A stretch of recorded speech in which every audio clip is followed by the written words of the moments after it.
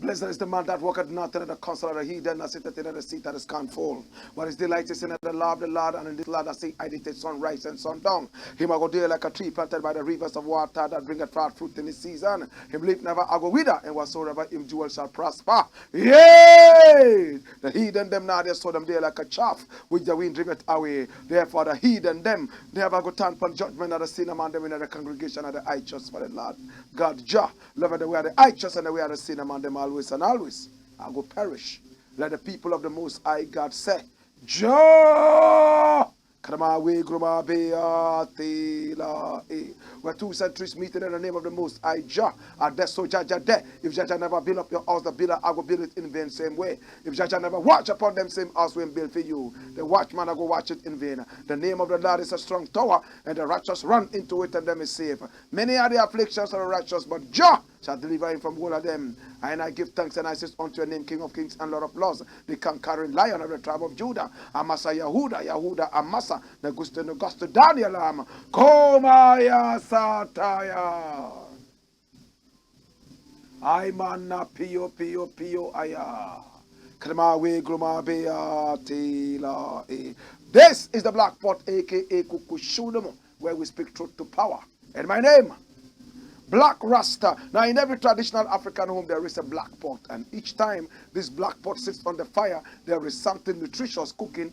That is food. Now the ingredients have different colors and different shapes and sizes, yet they agree to come together in one pot and be subjected to some amount of heat in order to produce food. Now the food does not benefit the ingredients, neither does it benefit the pot. It rather benefits people outside. My brother, my sister, so selflessly, we must also represent the continent of Africa, which is represented by the black pot, and the ingredients represent us. We must come together, put away all our differences, and be subjected to some level of conscious sacrifice so that we'll be able to produce one product known as development for the sake of the next generations to come, and not necessarily us, so selflessly. This is the Black Pot, aka Kukushonamo, where we speak truth to power. And of course, we are live on Pan-African TV, also live on Ghana Web TV. We are also live on Black Empire TV, and our numbers are scrolling on your screen. Pick up the numbers and do business with us. Call us. You can send us a WhatsApp message or a WhatsApp call. Tell us what business you are into. Let us push your business. Yes, advertise your business. We are seen all over the continent of Africa and beyond by the power of satellite. We are live on Pan-African TV. These are the masters of Pan-Africanism, Pan-African TV. And this is the Black Pot, aka Kukushunamo, where we speak truth to power. Now, without much ado, the very first thing I would like to look at is this.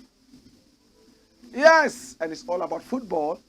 Yes, it's about football. Now, last Friday, we all have to say bye to the Black Stars of Ghana, the wonderful Black Stars. There are so many people who do not enjoy football, except when the Black Stars are playing. It's interesting how people don the national jerseys. In fact, our own brothers and sisters all come out in their numbers to celebrate the Black Stars every time they come out there to play. And it's so beautiful the way we pick up players from so many different countries. All these people, Ghanaians representing the national flag of Ghana, the wonderful Black Stars. So, on Friday, they said it was going to be a revenge Did it really come as a revenge? But before then, we were warned that we should never ever think about the game as a revenge. Why did they say it was going to be a revenge? Because in 2010, in South Africa, Ghana met Uruguay. And Ghana had a brilliant opportunity to move into the next level as the first African nation, semi-finals. Unfortunately, a Uruguayan by name Suarez decided to deny Ghana that chance, but there was still another opportunity when a penalty was awarded to Ghana and Suarez was shown a red card. But Asamoah Gyan blew that ball away, and this was what he looked like on the day. Oh my God. And Uruguay was left off the hook. If that ball had gone into the net, Ghana would have made history. Asamoah Gyan has never been forgiven by so many football fans from across the continent of Africa and beyond for that penalty miss. Yes, and Asamoah Gyan knows it. He's done so many different things for Ghana, but Ghanaians will never forget this one penalty that he missed. But that's the game of football, isn't it? Interestingly, when Ghana met Uruguay again, they said it was going to be a revenge. The captain Dede Ayew said, no, don't let us think about it as a revenge. And even the coach who took Ghana to the World Cup 2010, that's him, Milovan Regevac, said, no, let the past be in the past. That's it. Leave the past in the past. Milovan Regevac tells Black Stars ahead of Uruguay clash. What does it say? What does the story say? Check it out. It says, former Black Stars head coach Milovan Regevac has entreated Ghana to move on from their defeat to Uruguay in 2010 and fully focus on Friday's showdown with the South Americans in Qatar. The Serbian trainer was in the dugout for the Black Stars when the two sides met in the quarterfinal of the World Cup. In that match, the Black Stars were denied the chance to make history by becoming the first African team to advance to the semi-finals when Luis Suarez purposely blocked Dominic Adeya's effort at the goal line with his hands, depriving Ghana of a dramatic victory in the quarterfinal. Yes, Asamoah Gyan missed the subsequent kick after Suarez received a straight red card for conceding a penalty. Ghana eventually lost on penalty shootouts. The 68-year-old thinks it is not a good idea to think about the previous situations before the match on Friday. I believe Ghana should leave the past in the past regarding the Uruguay game and take the match against Uruguay tomorrow as any other match. It was a tragic memory for all of us. But anyway, we made all of Africa proud at that time. So we should learn from that experience and use it for future challenges. Dash it away.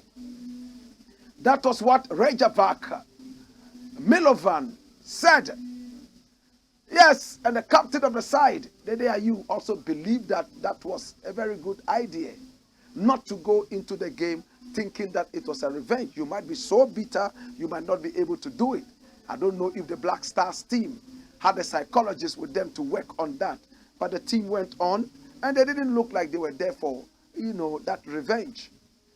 They ended up losing 2-0. Oh my God. Suarez should have been seen smiling and laughing. He was actually substituted in the game. In 2010, he smiled from cheek to cheek, and you saw his teeth out there like that, smiling for his nation. But on Friday, when they won against Ghana, he should have been smiling too. After all, they won. But this was his mood. Oh gosh. Oh gosh. Oh gosh. He was sitting on tenterhooks throughout the whole game. And he cried. He cried and cried and cried. Tears of sorrow. Why did he cry? He cried because even though they won against Ghana, their effort was not good enough to take them into the next level. And this is the last World Cup of Suarez. He will remember this till the end of time. Many Ghanaians may be smiling even though Ghanaians lost. Was it a sweet revenge? But Suarez was not the only one who cried. Another of my favorite commentators and sports journalists also cried.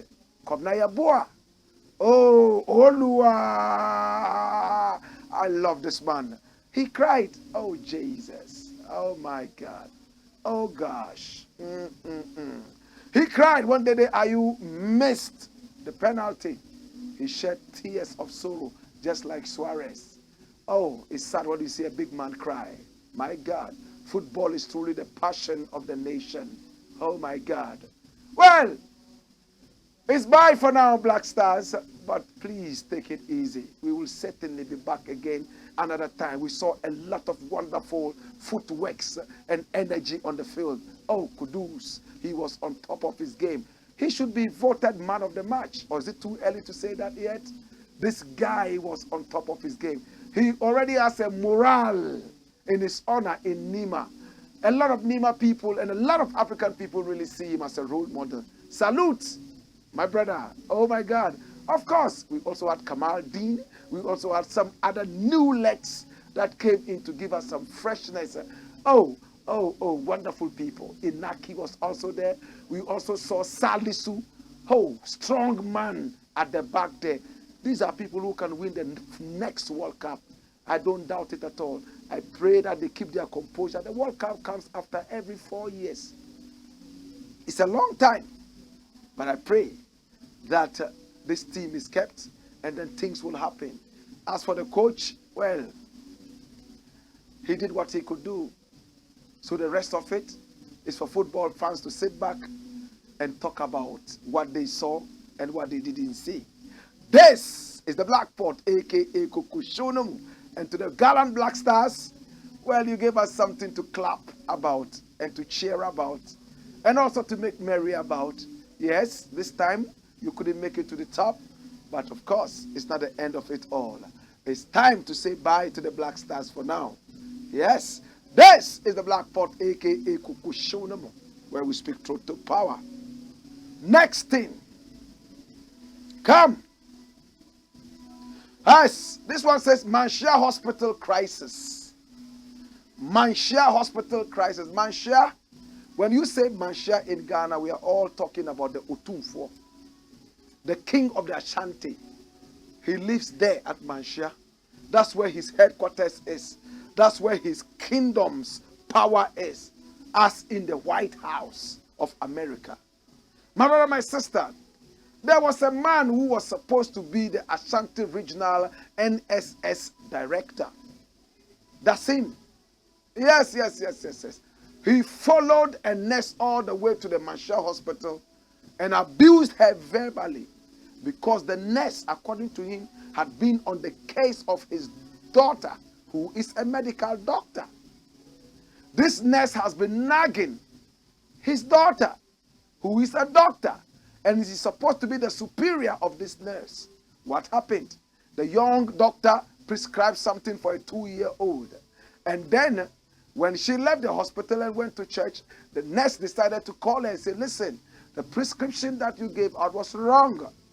Please come and change. He said, how could it be wrong? Either which way, I am in church. When I finish, I will come and check the prescription. After church, she went home and told her father, Daddy, the nurse is here again. Look, she just called me and told me that I've done a certain wrong prescription and I should come and change it. Father got angry and said, come along, let's go together. Come. How could this nurse do this? This is not the first time, this is not the second time. Is she so jealous of you or envious of you that you're a doctor and she's a nurse? Let's go, I'll teach her a lesson. And when he got there, he used a lot of abusive words on the nurse, to the point of even saying she's envious and jealous of his daughter, the doctor, and said, how could you talk like that to my daughter? Are you a doctor? Why should you say the prescription is wrong? Well, junior doctors came to look at the prescription and they said it was all right. So there is a tug of war between this young doctor and the nurse. What is the tug of war? In fact, in the leaked tape, we could hear the nurse saying, your daughter is ugly, after receiving a barrage of insults from this man here, who is supposed to be the Ashanti Regional National Service Scheme boss of the area. In fact, in the leak tape, he boasted that he was the boss of the National Service Scheme, and he would make sure that the nurse was sacked. So the nurses came out, the Nurses Association, and wrote in a press conference that if this man was not sacked within 72 hours, they would not go to work.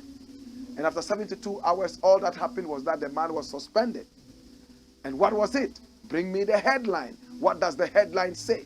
The headline says what? Patients discharged as nurses at Manhyia Hospital strike over NSS director's abuse. Let us read the first two paragraphs so you get a sense of this strike. Healthcare delivery at the Manhyia District Hospital in Kumasi, Ashanti region has been brought to a halt following an indefinite strike by nurses and midwives at the facility. Patients on admission who are in critical condition have been referred to other facilities, whilst those nearing recovery have been discharged and asked to continue treatment at home.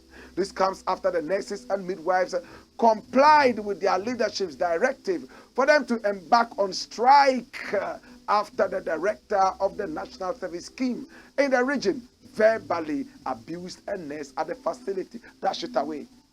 So that's it. That's the story we told you. Now, just after discharging patients and going on strike, they were spoken to and they released another press statement. See that press statement. What does it say? Bring back that statement. Come, let's look at it together. Come. What does it say? When you read it, it's coming from the Ghana Registered Nurses and Midwives Association. It says they have listened to some other outfits that have spoken to them, and they have decided that, well, they will rescind their decision and go back to work whilst they are awaiting the sack of the Ashanti Regional NSS boss, that's the National Service Scheme. What does the story say? Bring it out. What does the story say? Come in. Manhyia Hospital nurses call off strike after Ministry of Health's intervention.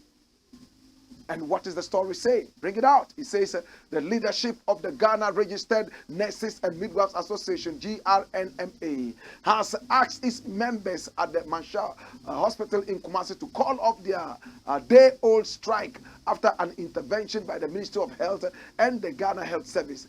Healthcare delivery at the hospital in Kumasi was brought to a halt on Friday, December 2, following an indefinite strike by nurses and midwives at the facility. Dash it away. So that's it. The strike was on Friday, and after a few hours, there was an intervention, and they decided to go back to work. Congratulations. In fact, in this country, it's all about who has the power. I will show you where power lies. And we continue to have round pegs in square holes. Or is it square pegs in round holes? My brother, my sister, in this country, we do not respect people's professions. Now, wherever it is happening, whatever decision they will take against this so-called NSS boss, they must also look at the feud between the doctor and the nurse. There is something happening. One of them would have to be transferred. Because in the tape, we heard the nurse saying, your daughter is ugly. Is it all about, is it a beauty contest? Or is about health delivery? Now, this so-called National Service Scheme boss went to the hospital with patients praying for a certain recovery and healing, shouting and making so much noise, disregarding totally the norm of keeping quiet in the hospital.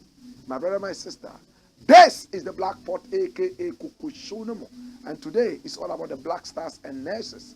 I have a quote for you. When we return, we will be talking more. In the interim, I have a quote from the founder of the whole nursing thing. Now, when we look at nursing, the mother of nursing is who? Florence Nightingale. She has something to say. Hey! Wayo!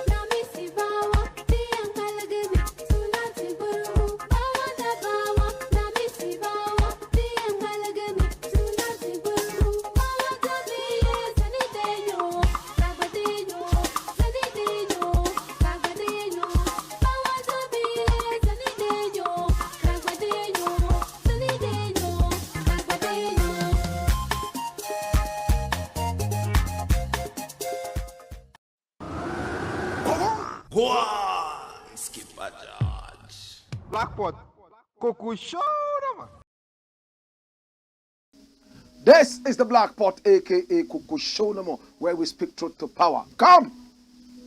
And my name, Blakk Rasta. Now, my brother, my sister, the next thing I would like us to look at is this. And watch out. Hey, so many different things are happening in our country. Moody'S further slams Ghana.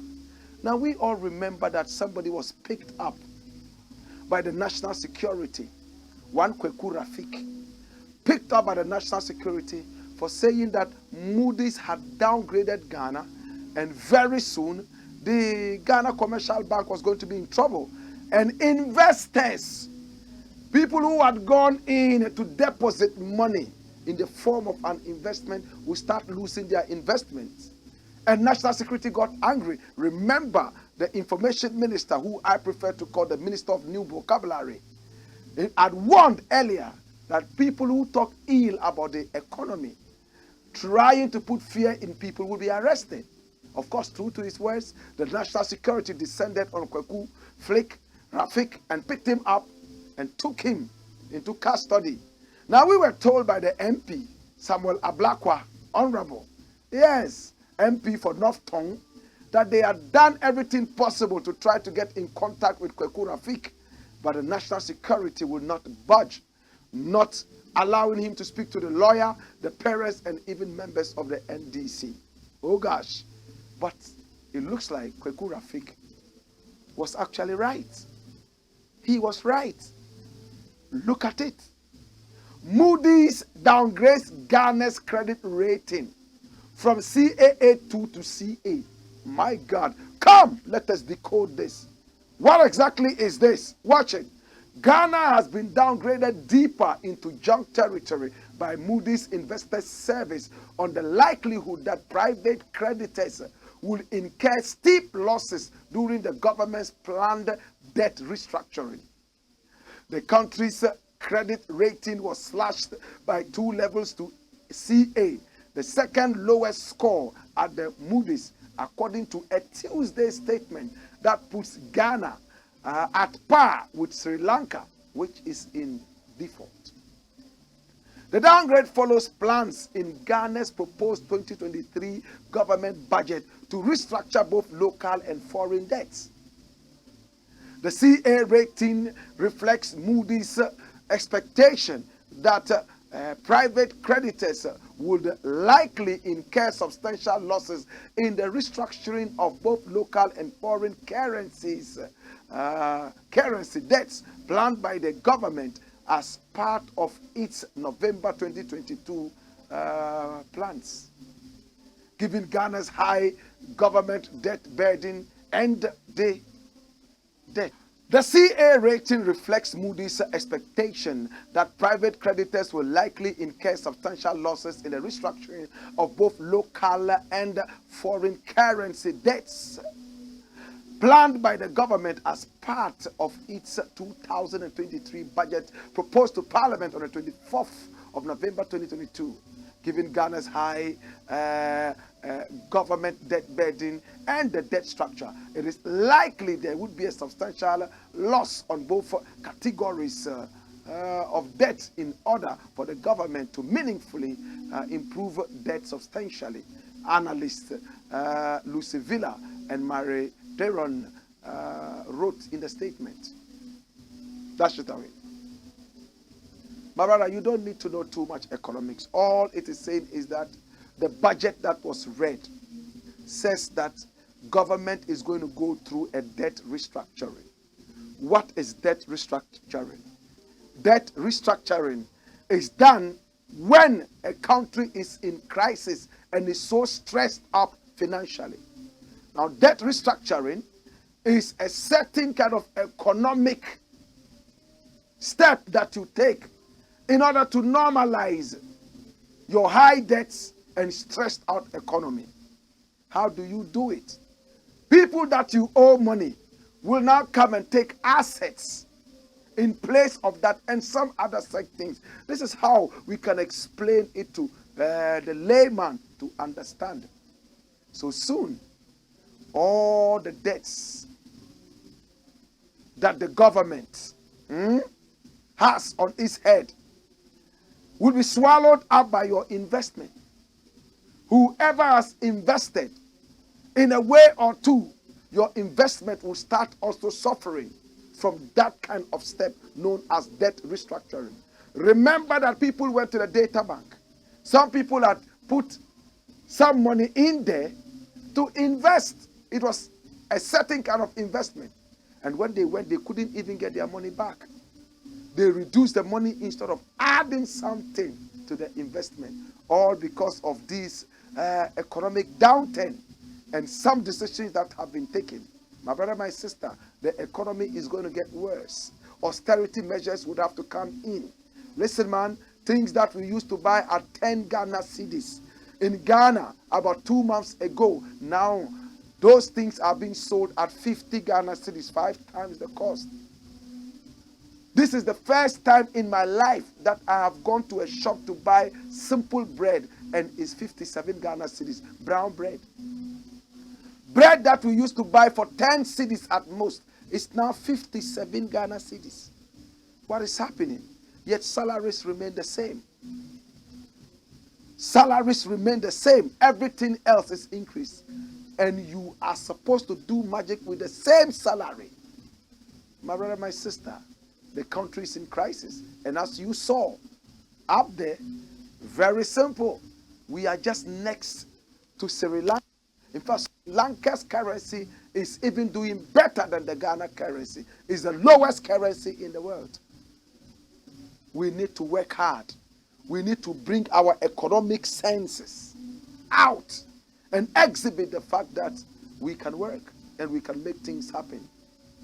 This is the Blakk Pot, aka Kukushunamo, where we speak truth to power. So is Kweku Rafik going to be released? Has he been released? Why is this government terrorizing people for speaking their mind? Why is this government so much against people who speak against it? Is it a dictatorship? What kind of a system is this in Ghana now? It looks like you can't speak your mind anymore. Any little thing you say, they send urchins to come after you. They send vultures to come after you. My brother, my sister, this is the Blakk Pot. We shall resist them to the very last limit because we love our democracy and we want it to continue like this. This is the Blakk Pot. I have a very beautiful question for you. Have you ever heard about Florence Nightingale? Have you or have you not? How about the Black Florence Nightingale? Hey! Wayo!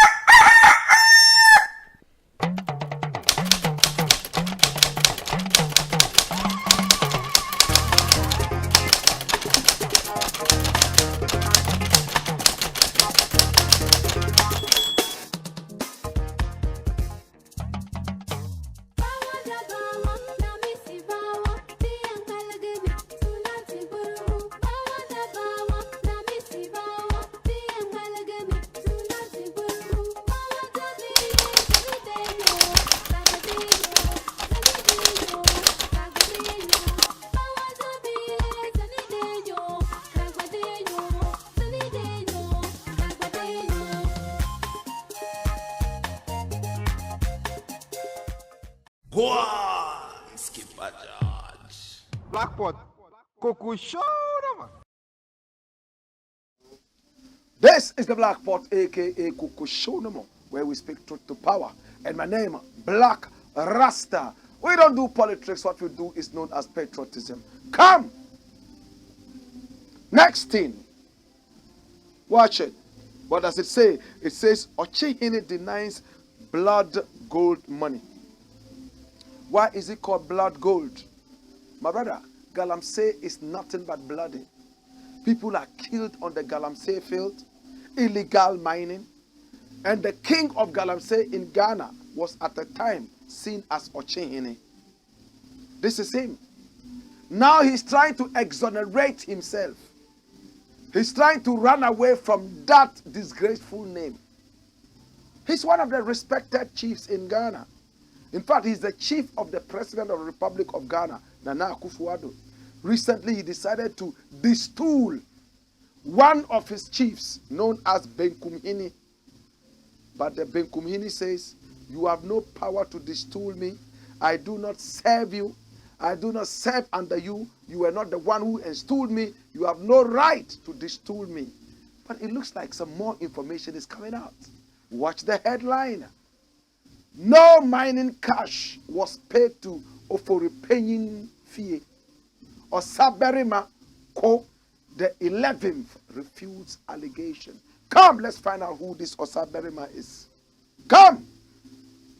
Osaberima Kwame Ko, the 11th, Asamai Tamfuhene, says OFORI-ATTA fee has never received any amount from Benkumhini of Asamai Tamfu. Hold it there. Look at it again. Osaberima Kwame Ko, the 11th, Asamai Tamfuhene. In fact, Asamai Tamfuhene is the man that the Benkumhini serves directly under. So this is what he's saying. Osaberima Kwame Ko, the 11th, Asamai Tamfuhene, says OFORI-ATTA fee has never received any amount from Benkumhini of Asamai Tamfu. In other words, Ochihine, OFORI-ATTA fee has never ever received any money from the destooled Benkumhini. Let's read the story further. What does it say? The embattled Benkumhini of Asamai Tamfu traditional area, Nana Bwachidakwa, has demanded a refund of a total amount of 115,000 Ghana cedis mining proceeds given to OFORI-ATTA fee out of mining in the community. According to him, the amount was paid on October 7, 2022 as goodwill money, which was duly collected and acknowledged by the OFORI-ATTA fee. During a press conference, Benkumhini indicated that the amount was paid from the account of the community opened to collect contributions from miners in the community mining scheme for social corporate responsibility interventions. However, in a sharp rebuttal, Osaberima Kwame Ko, the 11th, has refuted the allegation by Benkumhini. Osaberima further stated that the move by Benkumhini is meant to dent the image of Osagyefo Amoatia OFORI-ATTA. I am Osaberima Kwame Ko, the 11th, Asamai Tamfuhene, and refuting the allegations made by the Benkumhini of Asamai Tamfu against my overlord Osagyefo Amoatia OFORI-ATTA. The claim that an amount of money 115,000 Ghana cedis has been sent to OFORI-ATTA fee is palpably erroneous. Yes, palpably erroneous. Nothing like that had happened. Whatever was put out there to tarnish and impinge the reputation of Osagyefo Amoatia OFORI-ATTA is not correct. Osaberima stated in a rejoinder. Dash it away and come. You see, now the Benkumhini said, you were not the one who installed me. Ochihine, you never installed me. You have no power to destool me. The one who installed me and the one that I serve is the Asamai Tamfuhene, Osaberima Kwame Ko, the 11th. Osaberima was invited by Ochihine, and he said, well, this man here says that you installed him and you are under me. Do the needful. So he went and told him, you have been destooled. Now that he's been told by the man, he said, he's the only one has the power to destool him. He said, well, I will make things murkier for these people. I will expose them. Hey, Ochihine, you the other day, we gave you 115,000 Ghana cedis, and I have receipts to show. You took that money, and that money was from the same Galamsey, dirty mining. And Asamai Tamfuhene, Osaberima Kwame Ko, the 11th, said, hey, nothing like that happened. Do not dent the image of this. But you see, the interesting thing is that these people are moving from one radio station to the other, showing the receipts and some other such things. We hope that investigations will go into this deeply and will find out if the Benkumhini was just sacrificed or it was a face-saving event to be able to take OKYEHENE out of this dirty blood gold issue. We all know OKYEHENE at a point was seen as the king of Galamsey, to the point that they even opened an account to put in Galamsey money. We must investigate that and be able to tell whether this really happened or not. That way we all will be exonerated and we all can forge on in this fight against dirty Galamsey. This is the Blakk Pot, aka Kukushonomo, where we speak truth to power. Dash it away and bring me the next thing. Next thing I would like to look at says still OFORI-ATTA must go. Is that the last story? Still OFORI-ATTA must go. Who is saying, who is OFORI-ATTA? Who is this OFORI-ATTA? That's him. Finance Minister of the Republic of Ghana. For some time now, he's been so embattled. Ghanaians say they don't want him anymore. He has messed up the economy. He doesn't have the acumen to deal with this situation. He is sick and he needs to take the back bench. But this arrogant man said he will not go. Now members of his own party, MPs, came out in a press conference and made everybody aware that they were not interested in this guy being finance minister anymore. They wanted him out because their constituents had approached them and told them that this man was the cause of the economic breakdown of the nation. And therefore, once the MPs were representing them, they must send the message across and get this man out. At a point, 88 of them came out. My brother, my sister, in a press conference, they said they had tried not to wash their dirty linen in public. They tried to speak with the president, but the arrogant president would not talk to them. He refused them and kicked them out. Interestingly, they said the only way available to them was now to have a press conference. Now these MPs came out and said this, and the whole nation started to shake. Only for them to be invited by the president. They went and drank tea and then chewed some cabin biscuits, and I'm sure they had some chichinga on top of it. After that, their brains all were scooped out. They came out to say, oh, we have spoken with Mr. President and we understand that he can have the finance minister for as long as he wants. We are repentant. Everything is okay. And we all asked, but you said your constituents said that they did not want this man. How did you change your mind like that? Can you let us into that so we can also change our minds? They didn't do it. These arrogant MPs. My brother, my sister, finance minister was allowed to move around. And then he granted interviews in which he said, those people asking me to step down do not know how much work I put in and how much work I am putting out to make sure that this economy stands firm. MPs got angry again and said, for you to go out and say this, we don't want you anymore. Go! They started agitating again to get him out. This time round, they said that the president invited them again, but the one who spoke to them and they changed their mind was the National House of Chiefs, or is it what House of what? Some elderly group of people spoke to the MPs and they agreed. So they are no longer representing their constituents, they are representing themselves. At a point they said, oh, for the budget to be read, we will make sure that we are not in parliament. The MP said they will not be in parliament, and the finance minister would come and present the budget to an empty house.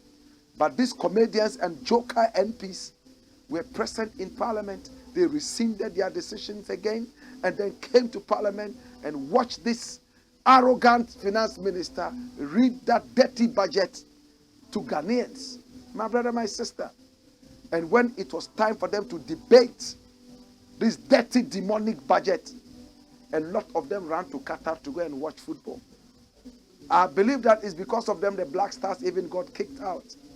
Because when they should have remained in this country to deal with the economic crisis by debating the budget, no, they decided that they would go to Qatar and shout, "Goal!" As if shouting "goal" would change the economy. My brother, my sister, now they are back again. The MPs are back again and they are talking. Come! Watch it. This is the Daily Guide.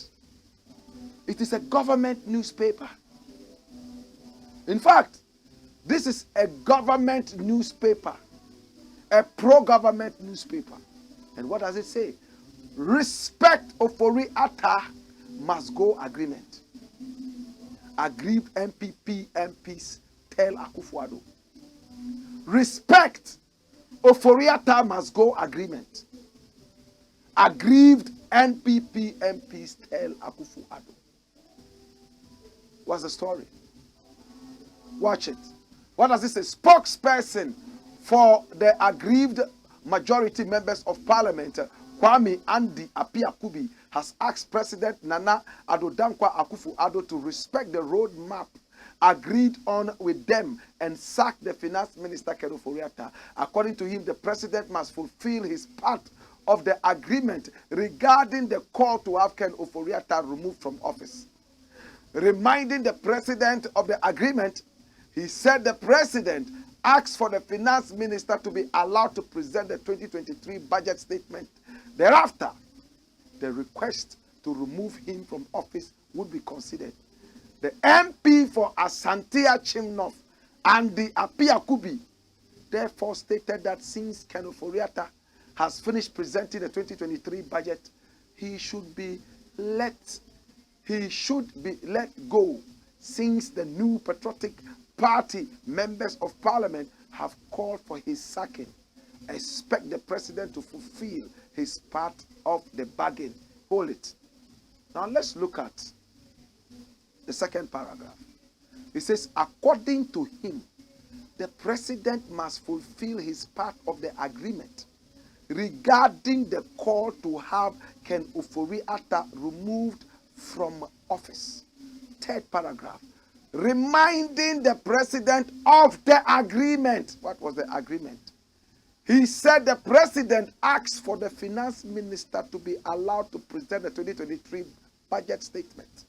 Thereafter, the request to remove him from office will be considered.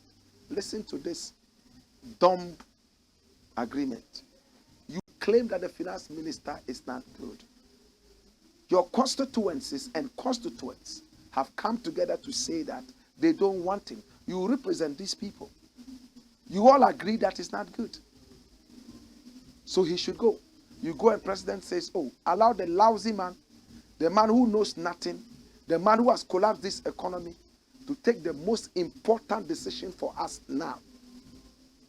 Negotiating with the IMF and drawing the budget for the following year. Why should his budget be considered next year when he's going to be sacked this year? Would you allow your enemy to decide for you what will happen for you, will happen to you the following year? Think about it, brethren. If this is the lousy guy you don't like, why must you let his shadow follow you into the following year? Does it make sense to you?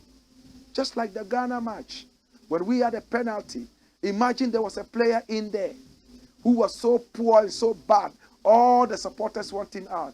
And coach says, oh, we just had a penalty, let that player take it and then we'll take him out. How would the players feel? How would the supporters and spectators feel?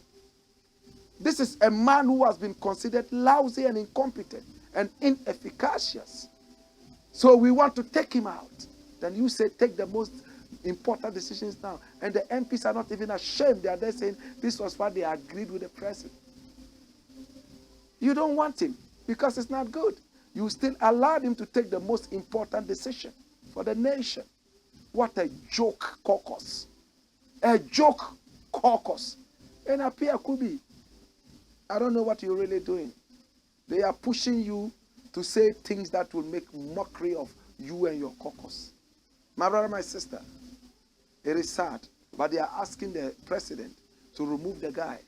It's one thing I will still applaud them for. They are not budging. They are saying that, hey, let him go. He's read the budget. Can he go now? How is this thing going to work? Will he go? Will he not go? Well, I don't believe these comedians. Come. These so-called MPs who want OFORI-ATTA out. They are comedians. They are fit for the circus. I don't trust them one bit. They will go and drink tea and eat carbon biscuits again and chew chichinga and come and tell us that, oh, the president said, oh, you should just give him another 6 months for him to do 1 or 2 things. After that, he will go. They will keep postponing it. After drinking tea and eating carbon biscuits and chichinga, that is enough for them to change their mind. You are jokers, you guys. Your constituents are so ashamed of you. You are all going to lose in the next elections. Your constituencies will vote against you because you are not listening to them. You came to tell us that the constituencies said that they don't want this man. Now you go out and you are not representing them, you are representing your egotistical selves.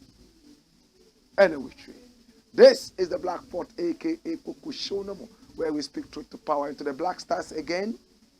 You did your best. In fact, I was watching Kudus. He played so well with some other people. At the point, he was so exhausted. In fact, he did everything. Running left, right, and center, doing almost everything. What a player. I want to suggest that he gets the best player of the World Cup. And I know that many people, do we have Dede Ayew's photograph? Many people are going to be talking about Dede Ayew. Oh, when he took that penalty. And people will say a lot of bad things against him. And then other people will compare him to a Samoan and say, yes, and a Samoan missed that penalty. And he too came and missed the penalty. Hear me now, that is the game of football. Did Messi miss that penalty? He did, right? In fact, the best players of football are normally those who miss penalties.